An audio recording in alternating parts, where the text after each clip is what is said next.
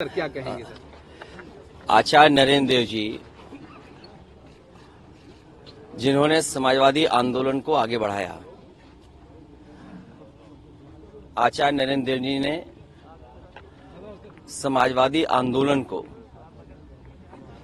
नई दिशा देने का काम किया था। समाजवादियों को बहुत कुछ सीखना है उनके जीवन से।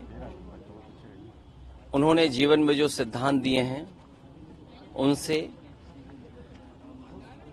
हर बार हम लोग इसीलिए आते हैं कि उन्हें याद कर करके संकल्प लेते हैं।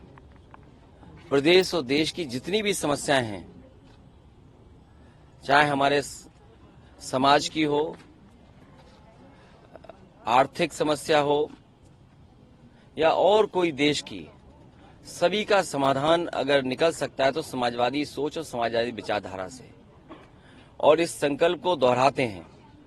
हमारी कोशिश रहेगी कि आचार्य नरेंद्र देव जी, डॉक्टर राम मनोहर लोहिया, बाबा साहब भीमराव अम्बेडकर और नेताजी ने जो समाजवादी रास्ता दिखाया है उसके लिए संकल्प लेकर के चलते रहेंगे। ग्राउंड ब्रेकिंग सेरेमनी के लिए क्या कहेंगे सर? पीएम आ रहे हैं आज यहाँ पे 10 लाख करोड़ रुपए प्रोजेक्ट को धरातल उतारना। उससे महत्वपूर्ण ये है कि लगभग 60 लाख नौजवानों ने परीक्षा लिखी है और जो खबरें मिल रही हैं और जो सुनने को आ रहा है सोशल मीडिया और अखबारों के माध्यम से, जो चर्चा में है कि पेपर लीक हुआ है।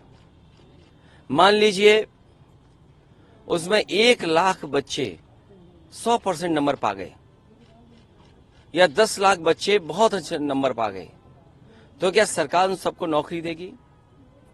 और 50 लाख कोई छोटा संख्या नहीं है। उनसे 5 परिवार के सदस्य जुड़े हैं। तो जो लोग कह रहे हैं कि उनकी सरकार में ये सुरक्षित और बहुत ही सुरक्षा कड़ी में परीक्षा हुई है, तो क्या 2.5 करोड़ परिवारों के साथ धोखा नहीं है? और यही 2.5 करोड़ लोग भारतीय जनता पार्टी को उखाड़ फेंकेंगे। सर क्या कहेंगे सर, न्याय यात्रा में आप शामिल हो रहे हैं, कल रायबरेली पहुंच रहे हैं न्याय यात्रा कांग्रेस की? अभी बातचीत चल रही है, कई दौर में बातचीत हो चुकी है, कई सूचियां उधर से आई, सूची इधर से भी गई।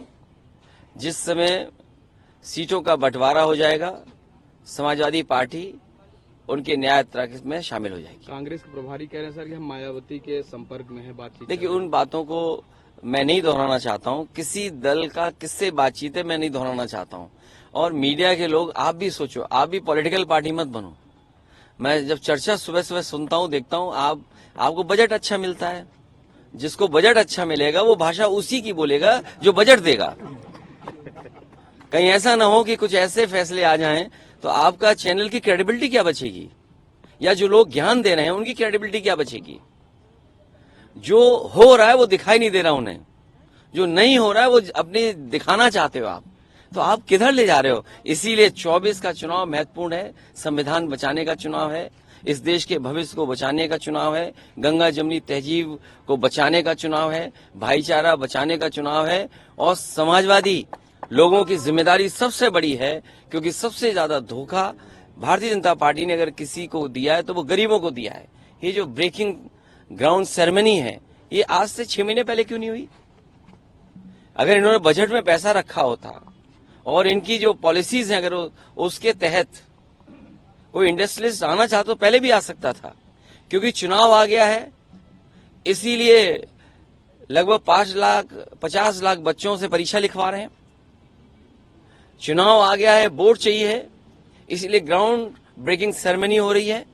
इससे पहले क्या इन्वेस्टमेंट आया है और उस इन्वेस्टमेंट से कितनों को नौकरी और रोजगार मिले, ये सरकार रहेगी तो बाबा साहब भीमराव अम्बेडकर जी का और समाजवादियों का जो आंदोलन रहा है, जो संघर्ष रहा है आरक्षण बचाने का, ये सरकार पूरा का पूरा समाप्त कर देगी। अध्यक्ष जी, स्वामी साहब मौर्य के हवाले से खबर वायरल हो रही है, वो पार्टी बनाने जा रहे हैं। देखिए उसमें हम लोग गलती नहीं है, खबर हम लोग नहीं, ये खबर पूछना भी जरूरी है। लेकिन इसके साथ साथ जो खबरें आप सुन रहे हैं, हम भी सुन रहे हैं, किसी के मन में क्या है ये कौन सी मशीन बताएगी?